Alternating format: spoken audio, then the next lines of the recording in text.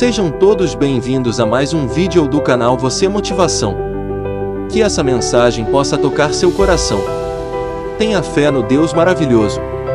Creia nos pequenos milagres que Ele prepara para a sua vida. Deixe seu comentário e like. Inscreva-se no canal e compartilhe com seus amigos.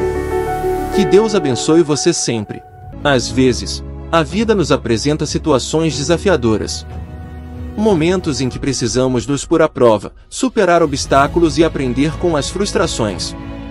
Mas também há momentos em que descobrimos o verdadeiro significado do amor e da dedicação. Quando amamos alguém verdadeiramente, entregamos o nosso máximo e, se preciso for, estamos dispostos até mesmo a dar nossa própria vida. Essa entrega é um ato de amor incondicional, que demonstra o quanto essa pessoa é importante para nós. É um gesto poderoso que nos aproxima de um propósito maior, dando sentido à nossa existência. Por outro lado, as frustrações podem ser difíceis de enfrentar. Muitas vezes, nos sentimos desapontados, desencorajados e até mesmo derrotados. No entanto, é importante lembrar que as frustrações podem ser uma fonte de aprendizado. São oportunidades para desenvolver resistência, encontrar soluções e crescer espiritualmente. Em nossa jornada pela vida, encontramos desafios que nos exigem coragem e determinação. Aprendemos que, em nome do amor verdadeiro, estamos dispostos a dar tudo de nós. Ao mesmo tempo, percebemos que as frustrações podem nos fortalecer e ensinar valiosas lições. Portanto, lembre-se de valorizar aqueles que estão ao seu lado e esteja aberto para aprender com as adversidades da vida. Mantenha-se forte, determinado e confie em Deus. No final, é através do amor e da superação das frustrações que nos tornamos pessoas mais sábias e plenas. Se de alguma forma nosso canal o abençoou, deixe seu comentário, certifique-se de se inscrever e compartilhá-lo com outras pessoas e ajudá-las a também encontrar o Senhor. Bom vídeo a todos! Talvez você tenha passado pela experiência de em algum momento da sua vida, você estar diante de alguém que pudesse lhe dizer isso. Olha, se preciso for, eu dou a minha vida por você. São as pessoas que nos amam de verdade. São aquelas que são capazes de loucuras por causa do amor que sente por nós. São as pessoas que são capazes de doar o seu tempo. São aquelas pessoas que são capazes de mudar o jeito de ser, de transformar alguma coisa dentro do coração por causa do outro. Quantas vezes eu já vi um pai mudando o jeito de agir, mudando a conduta por causa do amor que tem pelo filho? Quantas vezes eu já vi alguém modificando o comportamento por amor que tinha a mim? Amigos que às vezes faziam um esforço danado para serem melhores, para que os amigos deles pudessem se beneficiar com aquela mudança, com aquela melhora. Aí a gente descobre que se há um jeito bonito que a gente tem de provar o amor que a gente tem pelo outro, é através de gestos muito concretos. Quando a gente é capaz de mexer na nossa vida, de incomodar a nossa tranquilidade, porque a gente sabe que a gente precisa ser melhor por causa do outro. Por isso, cada vez mais eu me convenço que quanto mais a gente ama, mais aprimorado a gente fica. Porque o amor que a gente sente pelo outro é uma matéria que nos desinstala para a gente ser melhor. É como se nós olhássemos nos olhos do outro e descobríssemos que nós podemos alcançar coisas ainda maiores. E a gente só alcança à medida que a gente ama. Porque amor é uma intervenção divina na vida humana que nos transforma para melhores. Diferente do ódio, né? Quando a gente ocupa o nosso coração de ódios, a gente regride, a gente se transforma em pessoas piores. Mas quando a gente ama de verdade, quando a gente é fiel a alguém, quando você descobre no outro motivo para você dizer isso, se for preciso eu dou a minha vida por você, a gente então entra em alguns territórios da vida que só o amor pode nos levar. Um jeito bonito de ser, da gente jogar fora as mesquinharias, da gente jogar fora aquilo que não vale a pena. Porque é tão bom a gente amar, é tão bom a gente ser amado, é tão bom a gente descobrir que a vida pode ser melhor porque alguém nos ama ou porque a gente ama alguém. É por isso, minha gente, que nós não temos como anunciar o amor de Deus pela vida humana, o amor que Deus tem por você, senão a partir desses exemplos simples. Porque todos nós já experimentamos na carne o que é ser amado. Ainda que você possa dizer, padre, eu não sou tão amado assim na vida. Mas em algum momento alguém teve predileção por você. Em algum momento você teve predileção por alguém. Ser predileto de alguém é tão especial, tão bonito. Engrandece o coração de quem sente a predileção e daquele que é predileto. Eu me sinto muito feliz, minha gente, porque desde criança eu aprendi que Deus é amor. A minha mãe me ensinou a amar o coração de Jesus, desde pequeno. Mas não foi na teoria. É porque eu via na vida daquela mulher uma atitude de querer ter um coração semelhante ao de Jesus, porque ela admirava Jesus.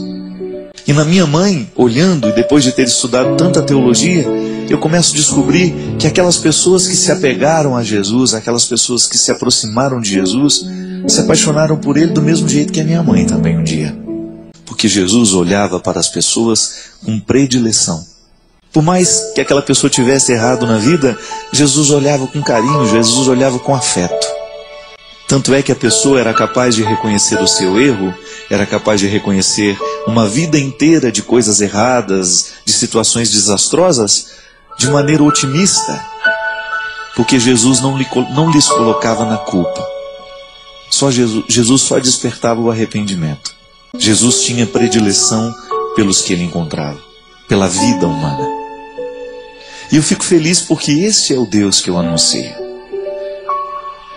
Se você retira de mim a certeza de que Deus me ama, a certeza de que Deus está presente na minha vida, me reconciliando com o meu passado, me reconciliando com os meus erros cotidianos, com a miséria grande que existe dentro de mim, eu não teria mais nada para falar. Eu não teria nada para escrever, eu não teria nada para cantar, porque a centralidade da minha palavra, o que gera a minha palavra, é o tanto que eu acredito no poder redentor de Jesus, na capacidade que ele tem de olhar para os miseráveis, de amar os piores deste mundo e de saber que eu, sendo um dos piores, eu sou muito amado e predileto por ele. Pode ser que em algum momento da sua vida você tenha dificuldade de acreditar nisso. Geralmente, quando nós estamos muito fracassados, é muito difícil a gente conseguir alcançar um fio de esperança para que a gente possa sair do fracasso, porque a gente só se enxerga fracassado. Mas eis que a gente pode anunciar a você, que tem esse coração assim hoje, de que Deus tem predileção por você. Ele não espera você ficar santo para gostar de você, para lhe querer bem. Não, a santidade vai ser uma consequência desse querer bem. A mudança da sua vida vai ser uma consequência desse reconhecimento, de olhar-se. Mesmo sabendo-se miserável, o pior de todos, o mais vergonhoso, Deus é capaz de trocar reinos por ti. É desconcertante, eu sei. Eu também tenho dificuldade de acreditar nisso na minha vida. Mas se eu perco isso de vista, eu esqueço quem eu sou. Se eu perco isso de vista, eu me transformo num fracassado. Se eu perco isso de vista, os meus erros se tornam maiores do que eu. E eu não tenho o direito de fazer isso comigo. Você não tem o direito de fazer isso com você, porque existe um Deus que tem predileção por você. Existe um Deus que lhe ama e que não desiste por nada dessa vida de ter você ao lado dele. Eu acho que no coração dos discípulos, gente, devia existir uma santa vaidade, né? De estar ao lado de Jesus. Você já imaginou que beleza poder estar ao lado de Jesus, andar com ele, ver fazer tudo o que ele fez, participar dos grandes milagres da vida de Jesus? Imagina o que aquilo foi para o coração dos discípulos. Mas Jesus sabia que aquilo não bastava. O que ia segurar o coração deles era depois da morte, no momento em que eles não tivessem mais aquela presença ao lado, e mesmo assim eles precisassem colocar diante deles a certeza de que o Cristo continuaria movendo a vida deles mesmo depois da morte. E o único jeito que um discípulo, que um apóstolo tem de continuar no tempo, sem desistir, é ele se recordando do quanto Jesus amava. O amor é que encoraja a gente continuar dando o testemunho da ressurreição. Aquele que me amou, aquele que me envolveu, aquele que me envolve o tempo todo, me leva a estar aqui hoje, a olhar para você, para lhe desafiar a encontrá-lo também. E que, portanto, Qualquer mudança que tiver que acontecer na nossa vida terá que nascer como uma resposta amorosa, não outra coisa. Não é uma obrigação. Não transforme a sua religião num código de obrigações, não. Deus não se alegra com a obrigação cumprida. Deus se alegra com aquele coração que foi tocado pela sua misericórdia e assim, nesse toque, a partir dele, descobre um jeito bonito de viver. É isso que é religião. O estado de fracasso tem um poder assolador sobre nós, porque isso é muito comum na nossa vida.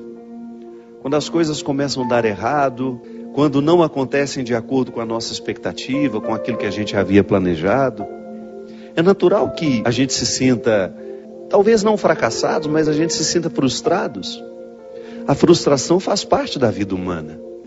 Mas a frustração, quando ela não é trabalhada para a gente poder superar, porque é natural que a gente se frustre, mas não é natural que a gente permaneça muito tempo frustrado. A gente já falou aqui tantas vezes da capacidade humana de superação, não é? A gente vê tantas pessoas sendo capazes de superar as dificuldades da vida, e a gente se entusiasma a ser capaz também. É a força do testemunho do outro na nossa história. Por isso que é tão bom a gente ouvir o testemunho de alguém que conseguiu, de alguém que passou por dores semelhantes a nossas e foi além, não ficou parado nelas.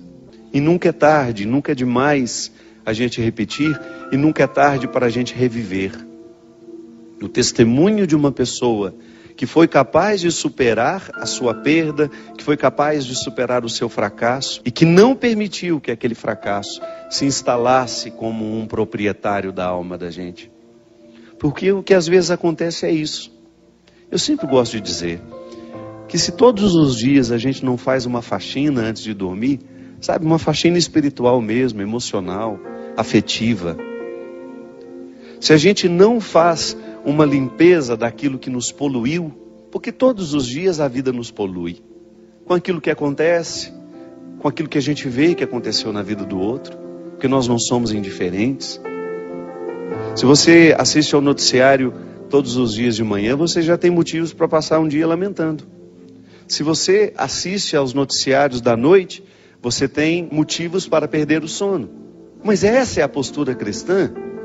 Será que a nossa indignação que nós devemos ter quando a gente vê uma coisa ruim acontecendo passa em assumir o fracasso que aquele acontecimento nos traz? Não.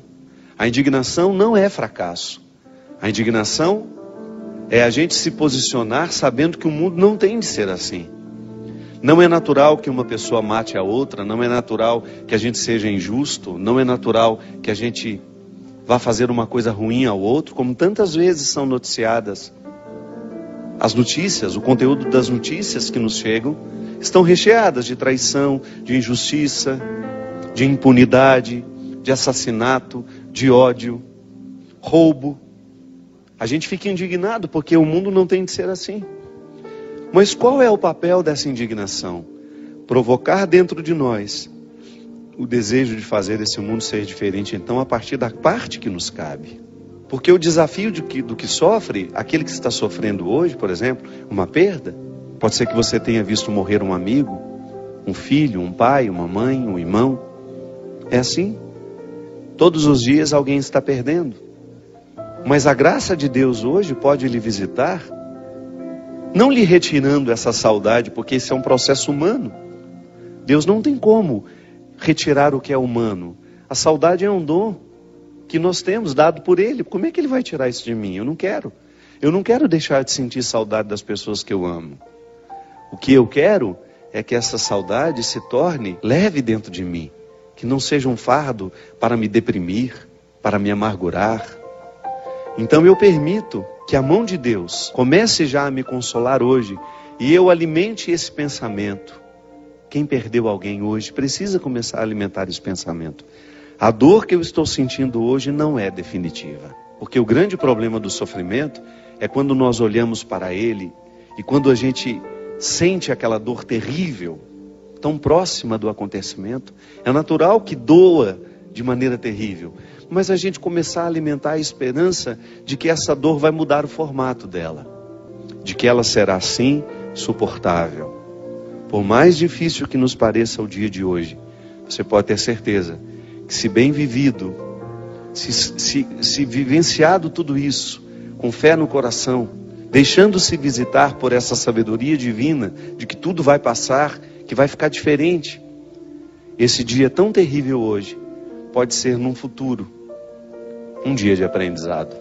Porque é assim que as pessoas crescem. É assim que nós superamos.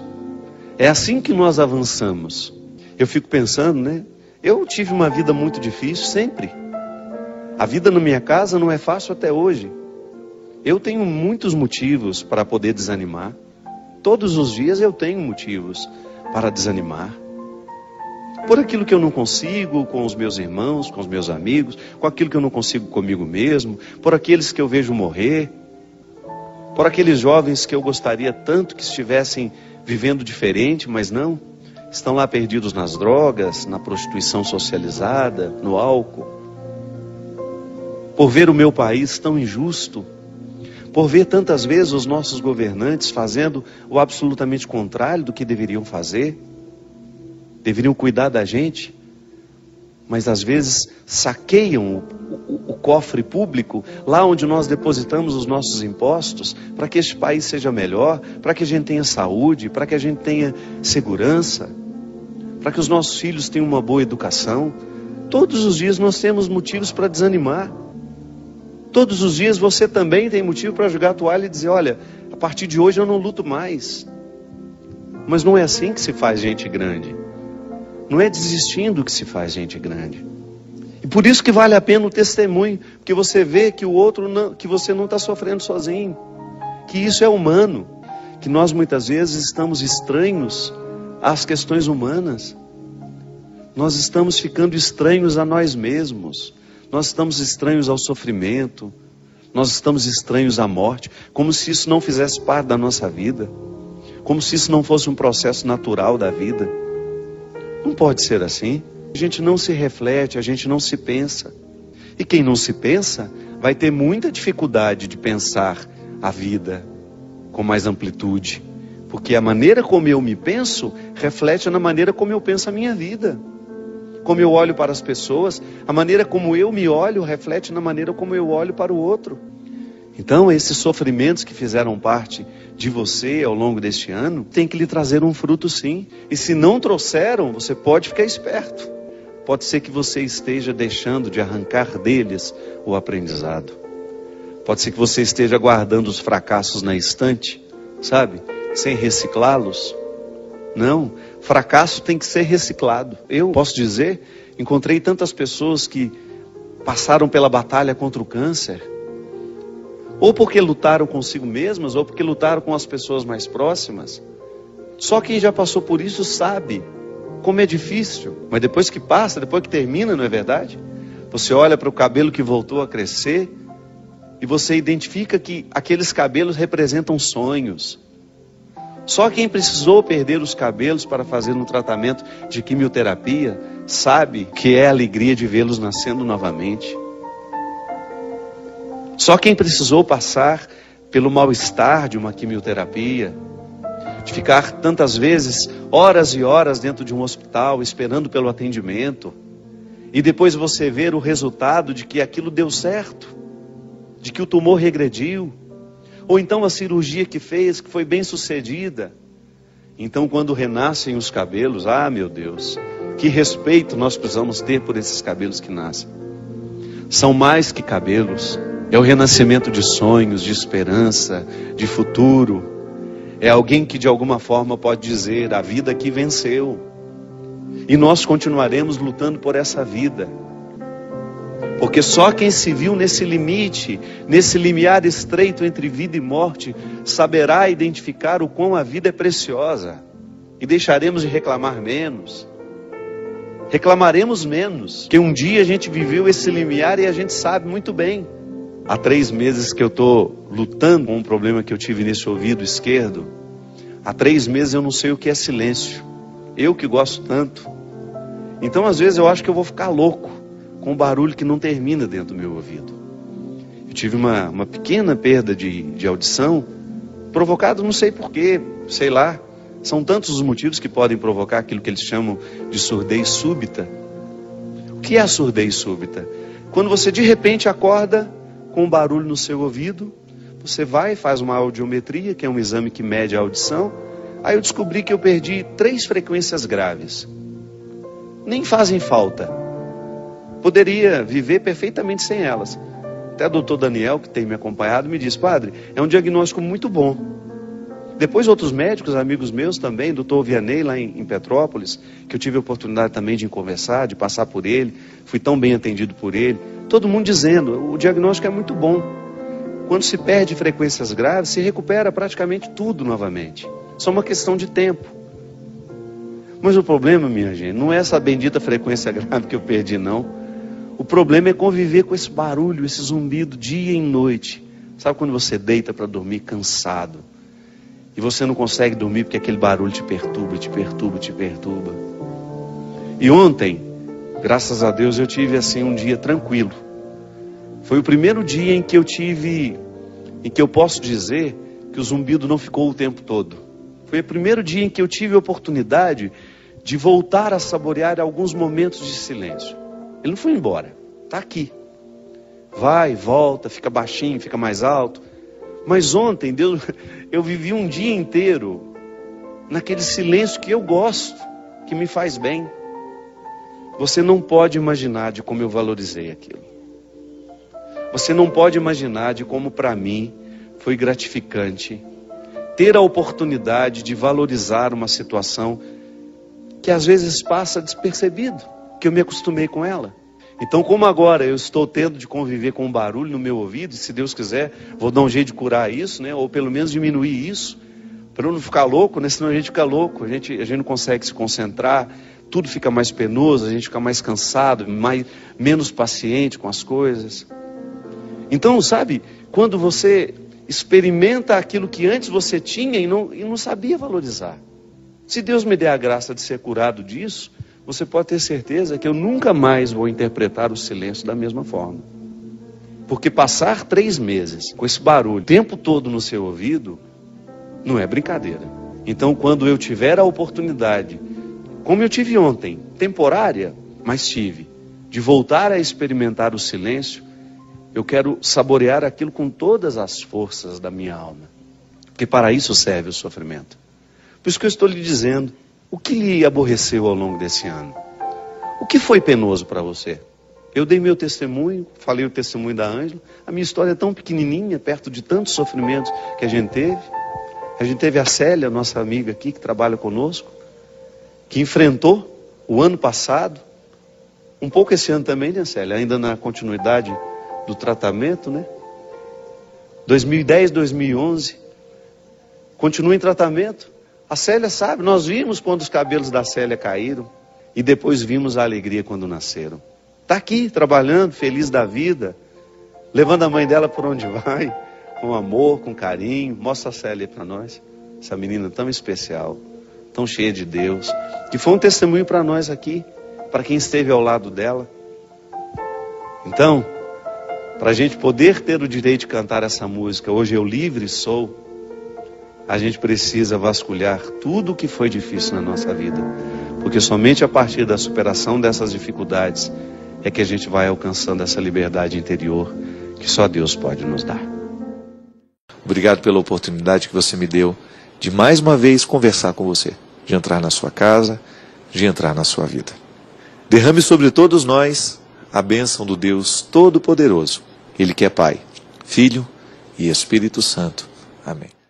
Antes de encerrarmos, gostaria de agradecer a todos que acompanham o canal. Obrigado por permitirem que eu faça parte do seu dia a dia. É muito gratificante poder compartilhar com vocês reflexões que possam ajudar em suas vidas pessoais e profissionais. Se você ainda não se inscreveu, inscreva-se agora para não perder nenhum dos nossos próximos vídeos. E se você gostou do que viu, deixe seu like e compartilhe com seus amigos para que mais pessoas possam se beneficiar dessas mensagens. Mais uma vez, muito obrigado por assistir e por fazer parte da nossa comunidade. Até breve!